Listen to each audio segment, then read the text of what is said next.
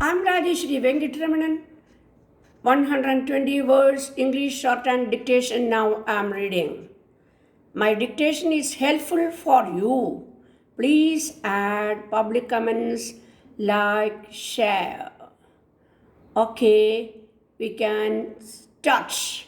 When I was asked to participate in this afternoon's function, I readily accepted the invitation. Not that I know much about the association, but then I felt there was a call which I could not very well refuse. I was asked to unveil the portrait of Sri V.T. Krishnamachari. I have been working with him for the last few years in one capacity or another. He has given of his best to the service of the country in various capacities, and even today, at an advanced age, he not only maintains his great interest in work but applies himself in a most assiduous manner to every detail of his job. At the present moment, he is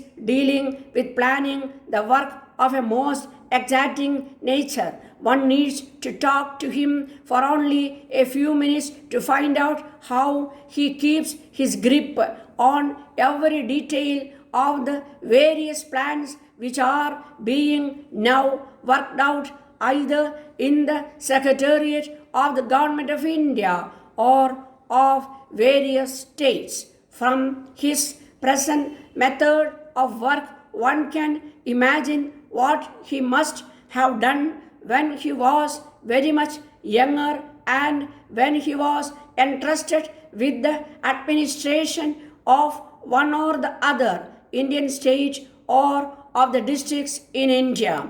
We wish Mr. Krishnamachari many years of useful service to the country and to the cause to which he has dedicated himself.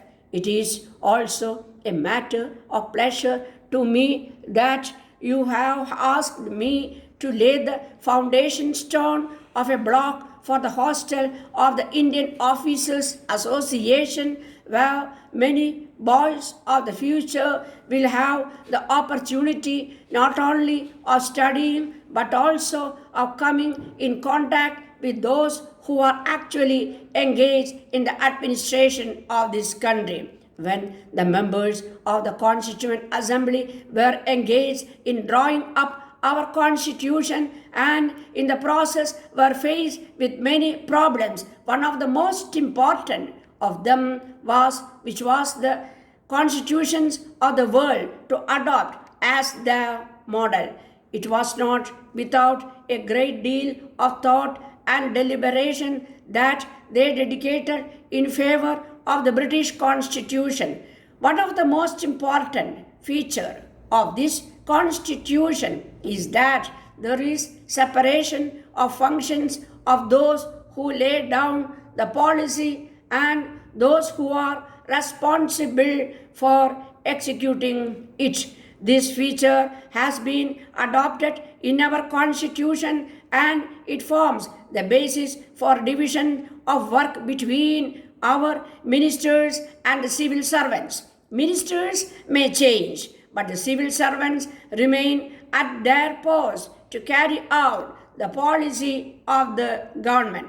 It is therefore a matter of great pleasure that the services do understand this position. The ministers, being new to their work, may sometimes make mistakes, and it is for the civil servants to advise them correctly so that the mistakes which may arise out of inexperience may not be perpetrated to the detriment of the country. When power was transferred, as there might have been some people who doubted our capacity to maintain the administration. Such person suspected that we might also have a reputation of scenes which were enacted in similar circumstances in many other lands. One of the great things which the British did for us was to give us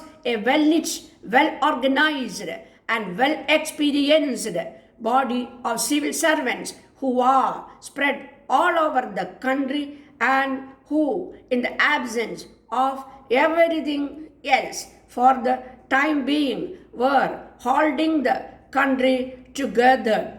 I do not exaggerate when I say that I greatly appreciate the help and assistance rendered by the services in the difficult days of 1947 when we had tremendous exodus of people from one part of the country to another.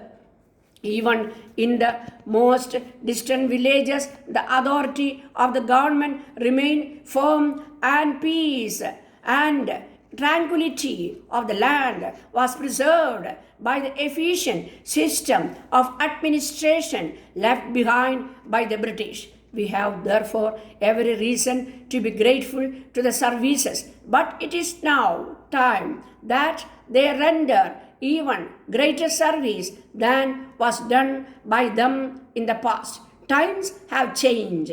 Our ideals have changed. What we propose to do now is somewhat different from what they have been doing so far. In the present period, which may be called a period of transition, of resurrection, we have to depend even more on the services for a great deal which we wish to achieve. For as Mr. Menon pointed out just now, formerly our government was more or less a police state. Now it is gradually on the road to becoming a welfare state. Our services were primarily concerned with the collections of revenue and maintenance of law and order.